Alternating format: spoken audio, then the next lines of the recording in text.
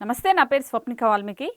ఛత్తీస్గఢ్ ఈ పేరు వింటేనే ఒకప్పుడు పోలీసులతో సహా ప్రతి ఒక్కరూ భయం గుప్పిట్లో బ్రతికేవారు.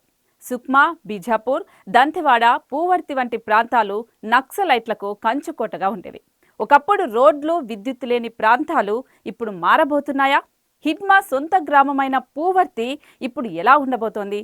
ఈ స్పెషల్ స్టోరీలో చూద్దాం.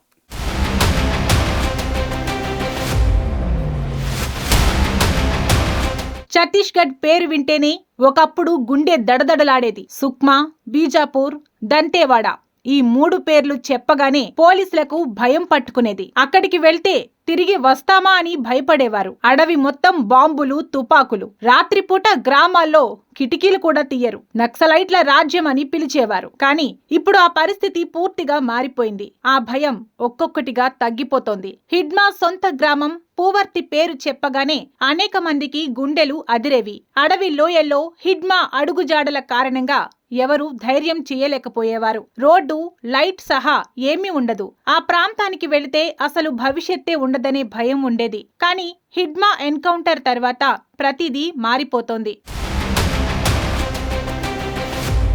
బుల్డోజర్ శబ్దాలతో రోడ్లు వెడల్పవుతున్నాయి. విద్యుత్ లైన్లు వ్యాపిస్తున్నాయి. హిడ్మా మరణించిన 3-4 రోజులకే ఆ ప్రాంతంలో రోడ్డు పనులు మొదలయ్యాయి.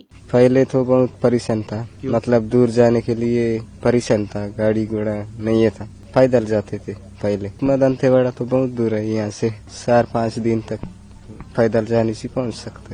साइकिल दिए तो अभी आसपास में घूमने के लिए भी अच्छा हो गया। సెక్యూరిటీ ఫోర్సెస్ వాళ్ళు సివిక్ యాక్షన్ ప్రోగ్రాం ద్వారా గ్రామస్తులకి సైకిళ్లు ఇచ్చేశారు. ఒకప్పుడు పట్టణానికి వెళ్లాలంటే 2-3 రోజులు నడిచి వెళ్లేవాళ్లు. ఇప్పుడు సైకిల్ ఎక్కి వెళ్తున్నారు. ఆస్పత్రి, మార్కెట్, విద్యుత్ లైన్లు అన్నీ ఒక్కొక్కటిగా వస్తున్నాయి.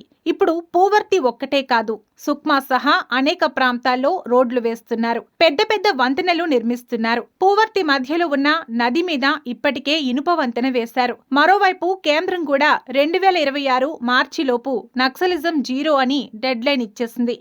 దీంతో బలగాలు ఒక్కొక్క నాయకుడిని హతమార్చుతున్నాయి.